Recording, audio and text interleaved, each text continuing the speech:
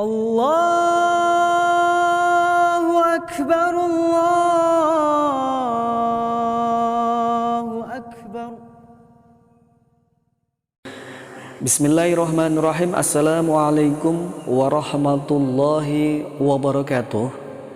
Hamdan syukran lillah, hayya naskuru syukran katsiran ilallah alladzi qad atana ni'matan wa hidayatan hatta nastati an najtami fi hadhil majmu'al mubarakah. Wassalatu wassalamu ala rasulillah wa la hawla wa la quwata illa billah, amma ba'dah. Alhamdulillahirabbil alamin. Bapak Ibu, kali ini kita dapat berjumpa kembali. Bagaimana kabarnya Bapak Ibu? Sehat semuanya? Semoga selalu diberikan kesehatan oleh Allah Subhanahu wa taala dan dilimpahkan rezekinya yang halalan, yang thayyiban. Tentu saja rezeki yang baik, yang bermanfaat minad dunya hadal akhirah. Amin, Allahumma amin. Baik Bapak Ibu, kali ini kita berkesempatan kembali membahas soal-soal tes kompetensi bidang pendidikan guru agama Islam.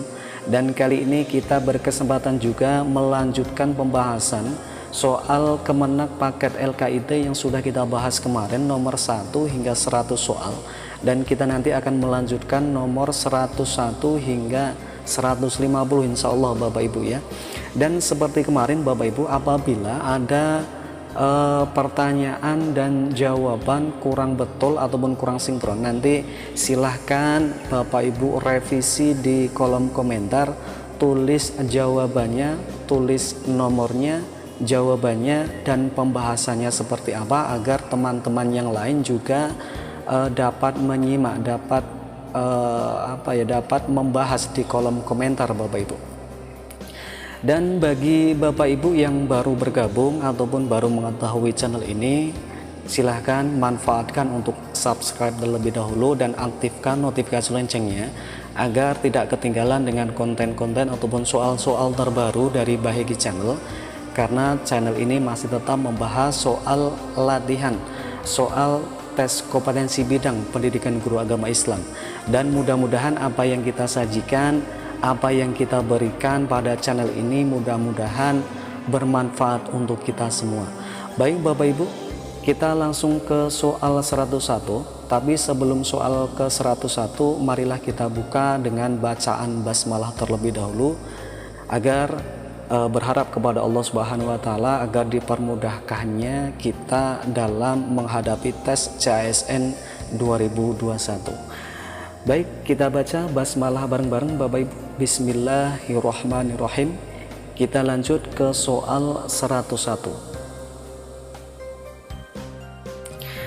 Perhatikan istilah berikut ini. 1. Aqidah syariah akhlak. 2. Syariah muamalah akhlak. 3. Aqidah syariah akhlak. 4. Muamalah ibadah akhlak. Pertanyaannya Bapak Ibu, manakah yang termasuk ruang lingkup dinul Islam, agama Islam? Untuk pilihan gandanya A1, B2, C3, D4, dan E5. Untuk jawabannya adalah A, yaitu nomor 1, yaitu ruang lingkup dinul Islam adalah akidah, syariah, dan akhlak. Kita lanjut Bapak Ibu, nomor 102.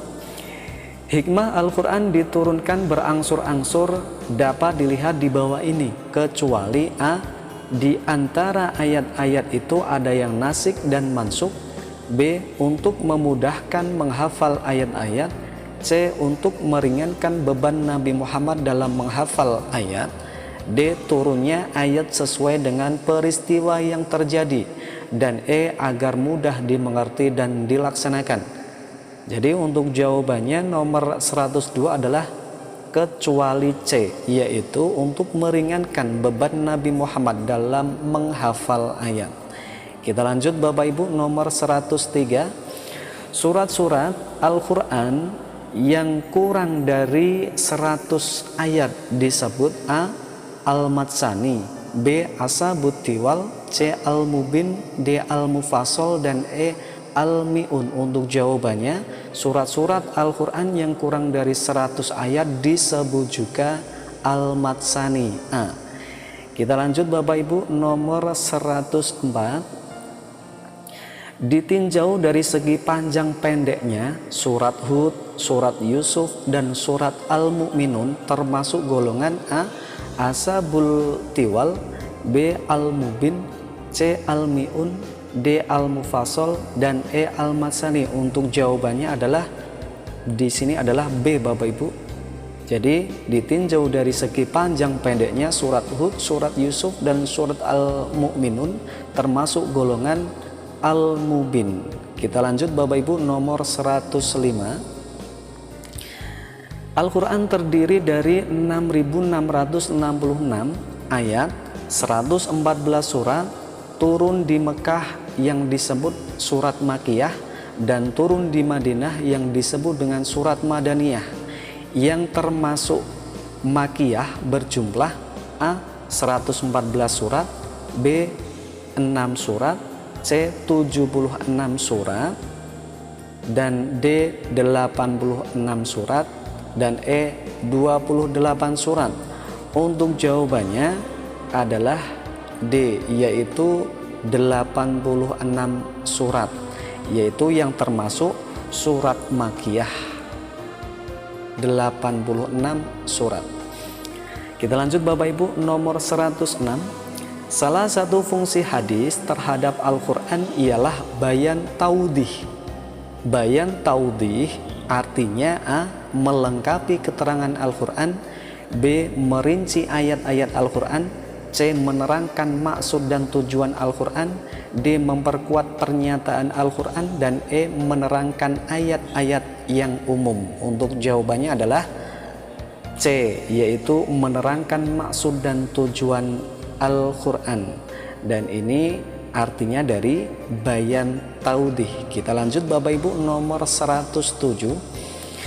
Di dalam Al-Quran terdapat ayat hukum, kemudian ayat tersebut diperkuat kembali oleh Al-Hadis. Maka kedudukan Al-Hadis sebagai A. bayan tafsir, B. bayan mujmal, C. bayan takrir, D. bayan tafsir, dan E. bayan tauhid. Untuk jawabannya adalah E, yaitu kedudukan hadis tersebut adalah bayan tauhid, karena memperkuat kembali ayat Al-Quran. Kita lanjut ke 108 Bapak Ibu. Perhatikan istilah-istilah berikut. A. atau 1. Al-Quran ijtihad hadis, 2. Al-Quran hadis ijtihad, 3. Al-Quran hadis qiyas, 4. Al-Quran ijma qiyas, 5. Al-Quran qiyas ijma. Urutan yang benar Bapak Ibu sebagai sumber hukum tersebut adalah A2, B1, C4, D3, dan E5. Untuk jawabannya adalah A2, yaitu urutan sumber hukum tersebut yang benar adalah Al-Quran, hadis, dan ijtihad. Berarti jawabannya adalah A2. Kita lanjut Bapak Ibu, nomor 109.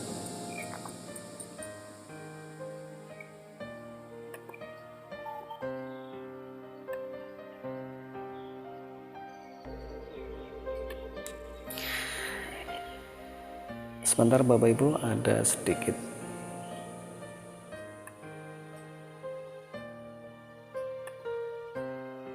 Baik, kita lanjut ke 109.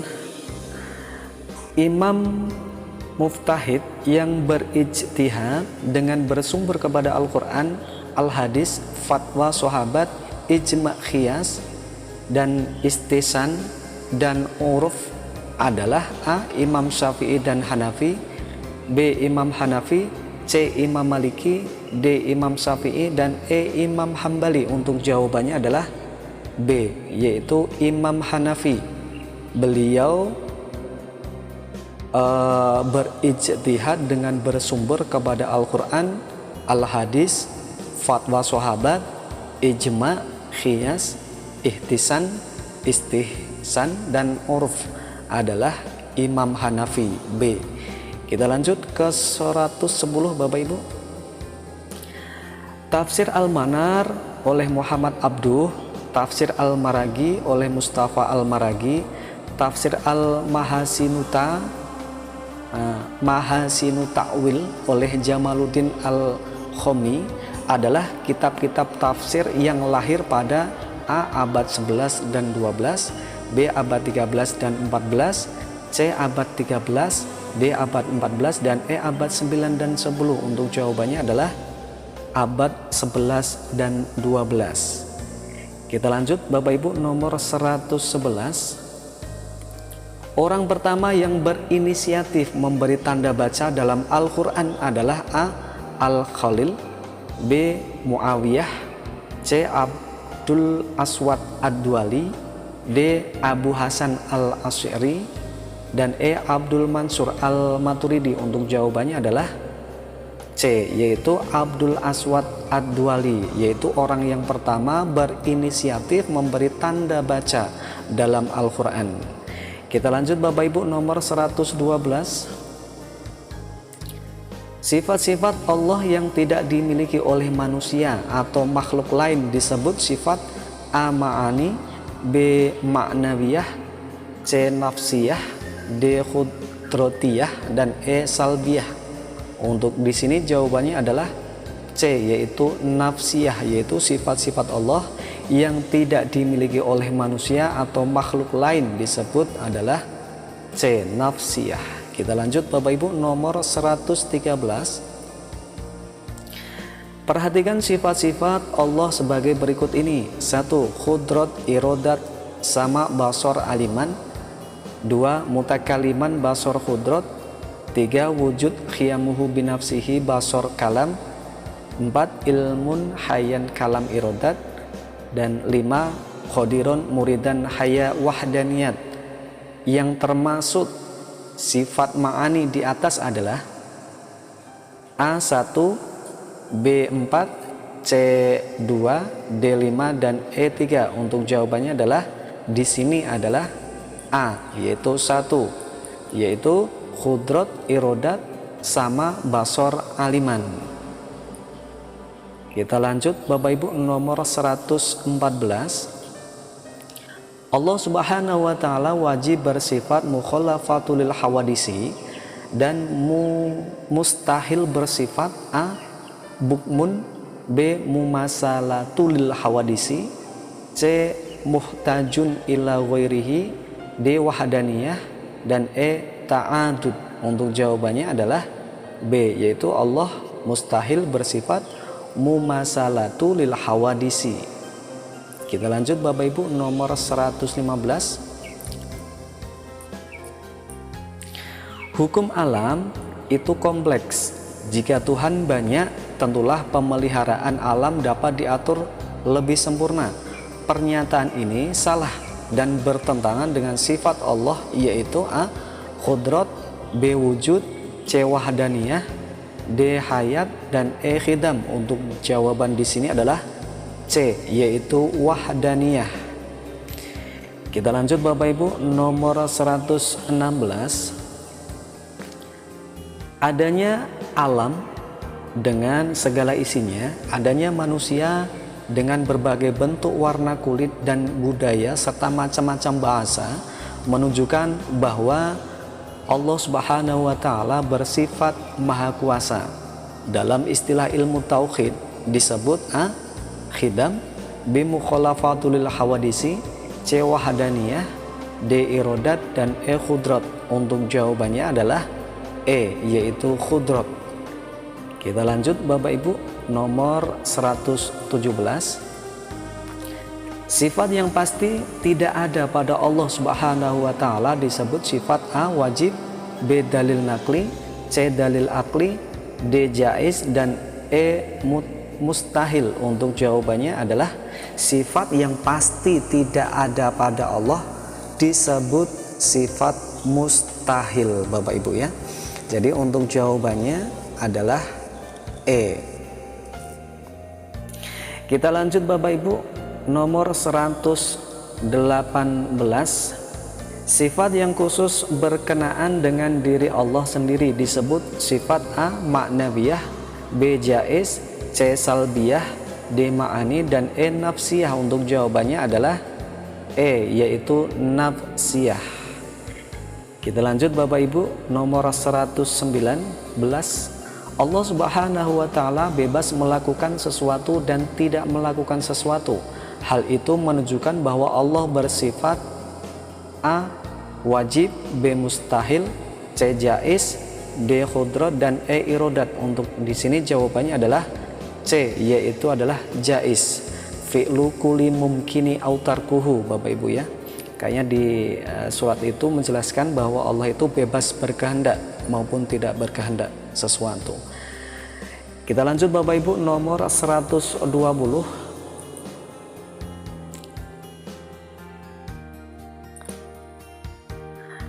Wal awalu wal akhiru wal dhahiru wal batinu wa huwa bikulli syai'in alim. Ayat di atas adalah dalil sifat A. ilmu, B. hayat, C. khidam, D. khudrat, dan E. baqa. Untuk jawabannya adalah C, yaitu khidam. Kita lanjut Bapak Ibu, nomor 121. Di bawah ini adalah asmaul husna kecuali A. As-Salam Al-Hakim Al-Musawwir, B. Ar-Rahman Al-Mutakabbir Al-Jabar, C. Ar-Rahim Al-Qudus Al-Aziz, D. Al-Qudus Al-Mu'min As-Syahir, dan E. Al-Khaliq Al-Muhaimin Al-Baru. Untuk jawabannya adalah D. Al-Qudus Al-Mu'min As-Syahir.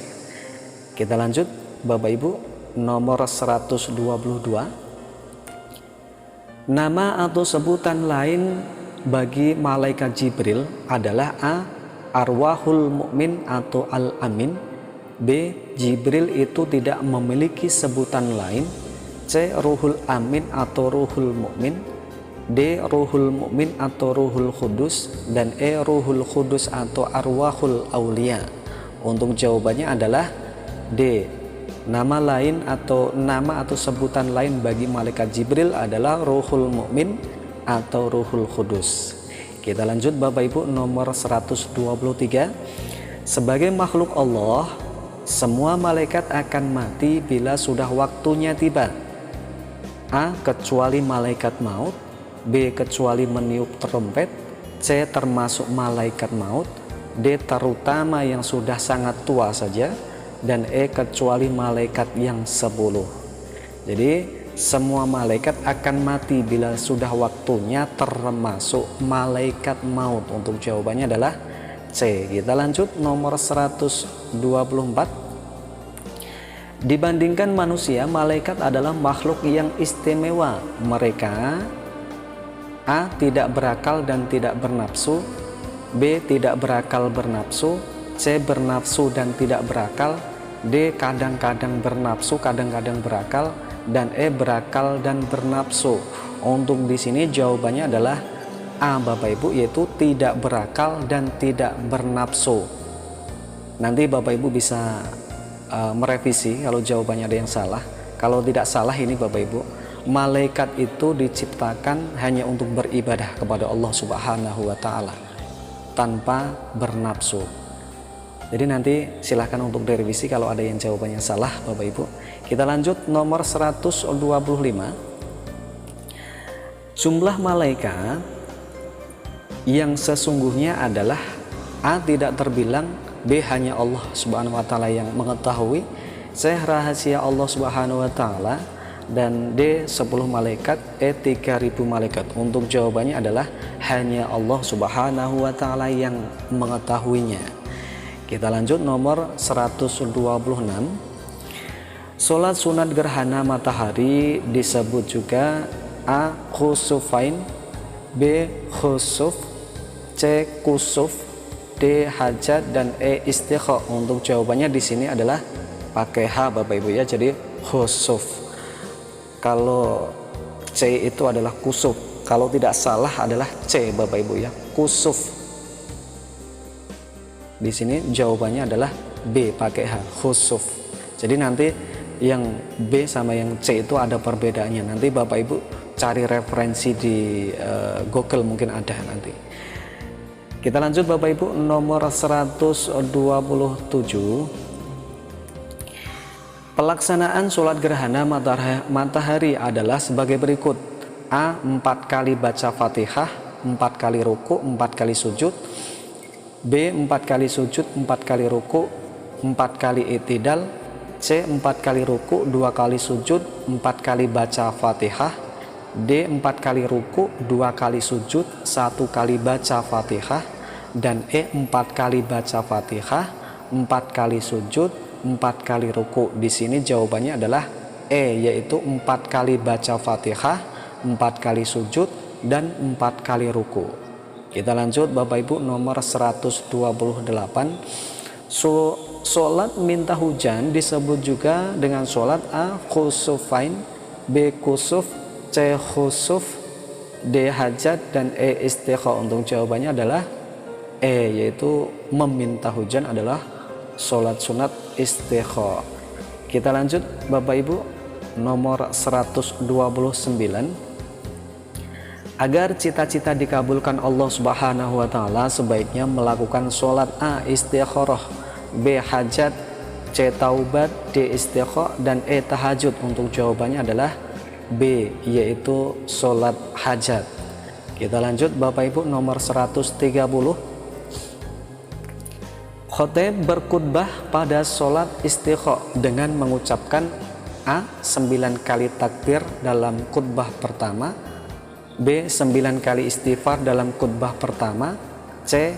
7 kali istighfar dalam khutbah pertama, D. 7 kali takbir dalam khutbah pertama, dan E. 9 kali takbir pada khutbah kedua. Ini ada pembahasannya nih, alhamdulillah ada Bapak Ibu. Pada pembukaan khutbah pertama, khotib disunahkan membaca istighfar sebanyak 9 kali. Pada pembukaan khutbah kedua, khotib membaca istighfar sebanyak 7 kali. Sumber HTT Islam, ini ya. Terus berarti untuk jawabannya Bapak Ibu, nomor 130 adalah khotib berkhutbah pada sholat istikha dengan mengucapkan B. 9 kali istighfar dalam khutbah pertama. Kita lanjutkan Bapak Ibu, nomor 131. Sholat dalam kendaraan dapat dilakukan dengan cara A. Boleh duduk tanpa menghadap kiblat, B. Sholat harus menghadap kiblat, C. Harus menghadap kiblat sambil berdiri, D. Harus berdiri tanpa menghadap kiblat, dan E. Boleh duduk asal menghadap kiblat. Untuk jawabannya adalah A, yaitu boleh duduk tanpa menghadap kiblat, karena mengikuti arah dari bus itu sendiri Bapak Ibu ya. Kita lanjut Bapak Ibu, nomor 132. Jika seseorang dalam keadaan sakit, maka sholatnya dapat dilakukan dengan cara A. Dikerjakan menurut kemampuan dengan cara duduk, berbaring, miring, atau berbaring terlentang. Untuk jawabannya jelas ya. Jika seseorang dalam keadaan sakit yang parah, maka sholatnya dapat dilakukan dengan cara dikerjakan menurut kemampuan, dengan cara duduk boleh, dengan berbaring boleh, miring juga boleh, atau berbaring terlentang juga boleh. Kita lanjut Bapak Ibu, nomor 133. Makmum masbuk yang rekaatnya sudah terhitung, sudah terlewat ya, sudah terhitung, ia ikut bersama imam ketika A. Duduk di antara dua sujud, B. I'tidal dengan sempurna, C. Takbiratul ihram, D. Ruku dengan sempurna, dan E. Sujud dengan sempurna. Jadi makmum masbuk yang rekaatnya sudah terhitung, sudah tertinggal, jika ia ikut bersama imam, maka jawabannya adalah A. Dia ikut ketika duduk di antara dua sujud. Kita lanjut Bapak Ibu, nomor 134. Perhatikan pernyataan berikut ini. 1. Imam yang masih muda. 2. Imam yang batal wudhu. 3. Perempuan yang jadi imam laki-laki. 4. Imam yang bacaannya tidak benar. 5. Orang yang belum dikitan. Pertanyaannya, orang yang makruh dijadikan imam adalah A1, B3, C4, D5, dan E2. Untuk jawabannya adalah nomor 5, yaitu orang yang makruh dijadikan imam adalah orang yang belum dikitan. Kita lanjut Bapak Ibu, nomor 135. Seseorang datang terlambat mengikuti sholat maghrib berjamaah.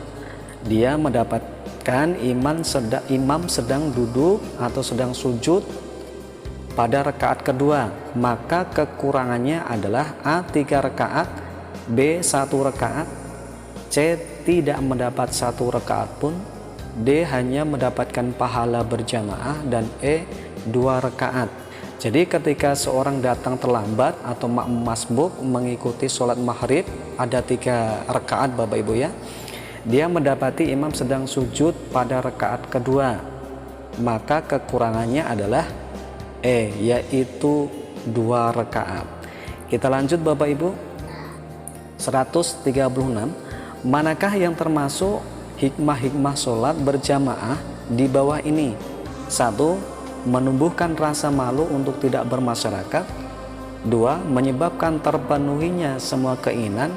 3. Membina kedisiplinan. 4. Mempererat persaudaraan dan mewujudkan persatuan. 5. Mengandung nilai pemecahan masalah. Untuk jawabannya adalah yaitu B, yaitu 3 dan 4. Jadi manakah yang termasuk hikmah-hikmah sholat berjamaah? Jadi 3. Membina kedisiplinan, dan 4. Mempererat persaudaraan dan mewujudkan persatuan. Kita lanjut Bapak Ibu, nomor 137. Di bawah ini adalah Rasul yang bergelar ulul azmi kecuali A. Musa alaihissalam, B. Isa alaihissalam, C. Adam alaihissalam, D. Nuh alaihissalam, dan E. Ibrahim alaihissalam. Untuk jawabannya adalah kecuali C. Adam alaihissalam. Jelas Bapak Ibu ya. Kita lanjut Bapak Ibu, nomor 138. Walaqad arsalna rusulan min qablika minhum man qasasna 'alaika wa minhum. Ayat tersebut menjelaskan bahwa A. Para rasul itu diberi mukjizat, B. Rasul berbeda dengan nabi, C. Nabi itu jumlahnya banyak, D. Sebagian nabi-nabi disebut dalam Al-Quran, dan E. Sebagian nabi-nabi disebutkan dan sebagian lagi tidak disebutkan dalam Al-Quran. Untuk jawabannya adalah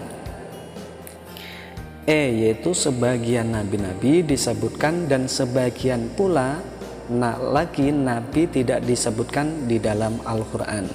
Kita lanjut Bapak Ibu, nomor 139.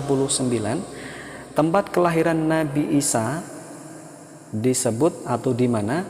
A. Bethlehem, B. An-Nasyirah, C. Yerusalem, D. Palestina, dan E. Jalur Gaza. Untuk jawabannya adalah tempat kelahiran Nabi Isa itu di Yerusalem, C. Kita lanjut nomor 140 Bapak Ibu. Inna arsalnaka bil haqqi basiran wa nadhira wa im min umatin illa khala fiha nadhiru. Ayat tersebut menjelaskan tentang A. Rasul pembawa kabar gembira, B. Rasul pembawa kabar gembira dan pembawa peringatan, C. Rasul itu laki-laki, D. Rasul itu pembawa wahyu, dan E. mukjizat para rasul. Untuk jawabannya adalah B, yaitu Rasul pembawa kabar gembira dan pembawa peringatan. Kita lanjut nomor 141. Maryam ibunda Nabi Isa alaihissalam ketika kecil diasuh oleh pamannya yang bernama adalah A. Zakaria, B. Sulaiman, C. Yakub, D. Imron, dan E. Yahya. Untuk jawabannya adalah diasuh oleh Nabi Zakaria. Kita lanjut Bapak Ibu, nomor 142. Wa ma arsalna min qablika ila rijalan nuhiya ilaihim. Makna yang terkandung dalam ayat tersebut adalah A. Telah diutus beberapa rasul sebelum Nabi Muhammad, B. Nabi itu jumlahnya banyak sekali, C. Rasul itu dari keturunan bangsawan, D. Rasul itu laki-laki yang diberi wahyu, dan E. Kisah Maryam melahirkan Isa di pohon kurma. Untuk jawabannya adalah A, yaitu telah diutus beberapa rasul sebelum Nabi Muhammad. Kita lanjut Bapak Ibu, nomor 143. Di bawah ini putra putri Nabi Muhammad kecuali A. Ummi Hani, B. Ummi Kulsum, C.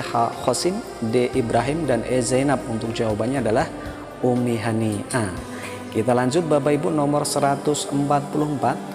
Seluruh istri Nabi Muhammad Shallallahu Alaihi Wasallam dinikahi setelah berstatus janda kecuali A. Ummi Habibah, B. Khadijah, C. Aisyah, D. Saudah, dan E. Hafsah. Untuk jawabannya adalah kecuali Siti Aisyah atau Aisyah ya. Kita lanjut Bapak Ibu, nomor 145. Perhatikan nama-nama orang berikut ini. 1. Abu Bakar Siddiq, 2. Ali bin Abi Thalib, 3. Umar bin Khattab, 4. Zaid bin Haritsah, 5. Abu Sufyan. Pertanyaannya, orang pertama kali beriman kepada kerasulan Nabi Muhammad adalah? Untuk jawabannya adalah D, yaitu 1 dan 2. Berarti Abu Bakar As-Siddiq dan Ali bin Abi Thalib. Nah, ini pertanyaannya masih ambigu. Jadi orang yang pertama kali beriman kepada kerasulan Nabi Muhammad adalah dari golongan anak-anak atau dari golongan dewasa atau golongan ini masih belum jelas Bapak Ibu ya. Jadi di sini jawabannya adalah D, yaitu 1 dan 2, yaitu Abu Bakar As-Siddiq dan Ali bin Abi Thalib. Kita lanjut Bapak Ibu, nomor 146. Sumber-sumber arkeologi sangat penting, artinya dalam rangka menyelidiki peristiwa masa lampau benda-benda itu antara lain kecuali A. Kampak genggam, B. Nekara, C. Dokumen, D. Sarkofagus, dan E. Candi. Untuk jawabannya adalah kecuali dokumen. Jadi sumber-sumber arkeologi sangat penting, artikel dalam rangka menyelidiki peristiwa masa lampau benda-benda itu antara lain kecuali dokumen. Kita lanjut Bapak Ibu, nomor 147. Perbedaan utama antara zaman prasejarah dan zaman sejarah terletak pada A. Masalah kebudayaan, B. Masalah ekonomi, C. Masalah kemasyarakatan, D. Masalah tulisan, dan E. Masalah pemerintahan. Untuk jawabannya adalah D. Masalah tulisan. Jadi perbedaan utama antara zaman prasejarah dan zaman sejarah terletak pada D. Masalah tulisan. Kita lanjut Bapak Ibu, nomor 148. Tempat ditemukannya fosil-fosil manusia purba di Indonesia adalah di pulau, jelas sekali ya Bapak Ibu, di Pulau Jawa. Kalau tidak salah di Sangiran. Kemarin sempat kita bahas di PAI Berbagi. Jadi tempat fosil-fosil manusia purba di Indonesia ditemukan di Jawa, yaitu di Sangiran kalau tidak salah itu. Kita lanjut Bapak Ibu, nomor 149. Fosil manusia purba tertua di Indonesia disebut A. Homo mojokertensis, B. Pithecanthropus erectus, C. Meganthropus palaejavanicus, D. Homo soloensis, dan E. Homo wajakensis. Untuk jawabannya adalah fosil manusia tertua di Indonesia disebut C. Meganthropus palaejavanicus. Agak sulit sekali menyebutkannya Bapak Ibu. Kita lanjut Bapak Ibu, nomor 150. Salah satu ciri dari kehidupan masyarakat prasejarah adalah nomaden. Nomaden artinya adalah A. berburu, C. food gathering, C. menetap, D. berpindah-pindah, dan E. bercocok tanam. Untuk jawabannya adalah nomaden, artinya adalah berpindah-pindah. Alhamdulillahirrahmanirrahim Bapak Ibu, kali ini kita cukupkan 150 terlebih dahulu, dan nanti kita bisa lanjutkan di lain hari. Dan bagi Bapak Ibu yang berbeda jawaban, silahkan direvisi, ditulis di kolom komentar, nanti kita akan bahas bersama-sama. Baik Bapak Ibu, cukup sekian dahulu dari kami, mudah-mudahan hari ini bermanfaat untuk kita semua. Kami akhiri.